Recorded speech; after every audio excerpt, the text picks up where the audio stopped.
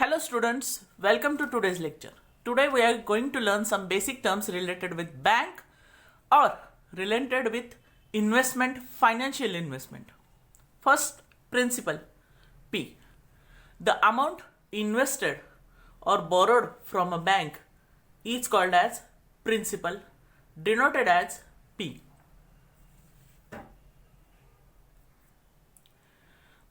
म्हणजे काय? तर बँकेकडून आपण व्याजाने घेतलेला पैसा किंवा बँकेमध्ये इन्व्हेस्ट केलेला पैसा ही जी अमाऊंट असते प्रिन्सिपल अमाऊंट त्या अमाऊंटला प्रिन्सिपल असं म्हटलं जातं. Next rate of interest.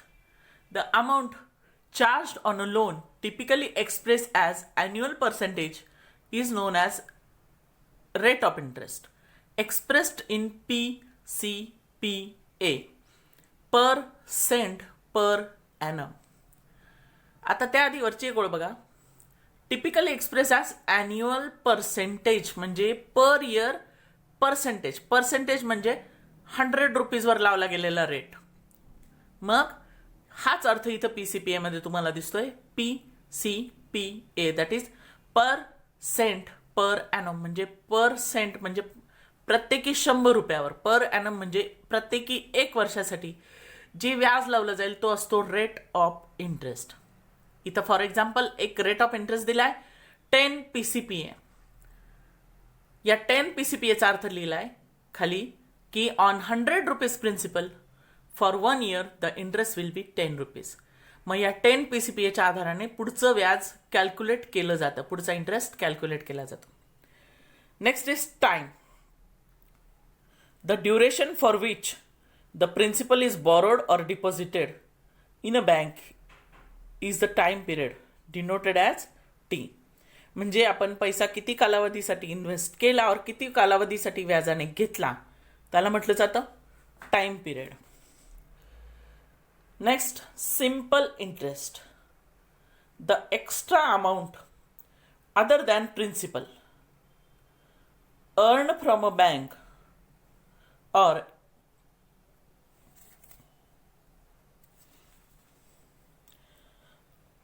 on investment or given to the bank on repayment with the loan is simple interest denoted as I. बघा, extra amount other than principal म्हणजे आपण जो गुंतवलेला किंवा घेतलेला पैसा आहे त्या व्यतिरिक्तची जी अमाऊंट आहे that is extra amount other than principal earn from a bank on investment or given to the bank on repayment of the loan with the loan of the loan or with the loan one and the same is the simple interest. म्हणजे काय, आपण समजा बँकेत पैसा invest केलाय, 3 वर्षानंतर 4 वर्षानंतर 5 वर्षानंतर आपल्याला तो पैसा काढायचा असेल तर त्या पैशासोबत आपल्याला अजून काही एक्स्ट्रा अमाऊंट मिळते that is the simple interest. और आपण बँकेकडून पैसा घेतला असेल ॲज अ लोन आणि तो आपल्याला फेडायचा असेल तर त्यासोबत जी एक्स्ट्रा अमाऊंट आपल्याला द्यावी लागते बँकेला गिवन टू द बँक त्याला म्हटलं जातं simple interest that is interest असं म्हटलं तरी चालतंय. Next small term is amount A. A is equal to P plus I. याला टोटल अमाऊंट म्हटलं तरी चालतंय. म्हणजे मी काय म्हटलं की बँकेमध्ये पैसा इन्व्हेस्ट केला आणि तो पैसा काढता वेळी आपल्याला जे एक्स्ट्रा अमाऊंट मिळते ते असतो इंटरेस्ट. आणि मग टोटल अमाऊंट म्हणजे काय तर principal plus interest. One and the same loan घेण्याच्या वेळी आपल्याला एवढा टोटल अमाऊंट द्यावा लागतो that is principal plus interest. आता याच्याशी रिलेटेड एक छोटंसं एक्झाम्पल आपण बघूया. Akash deposited 25,000 rupees in a bank at the rate of 8 PCPA for 3 years. How much interest does he get every year?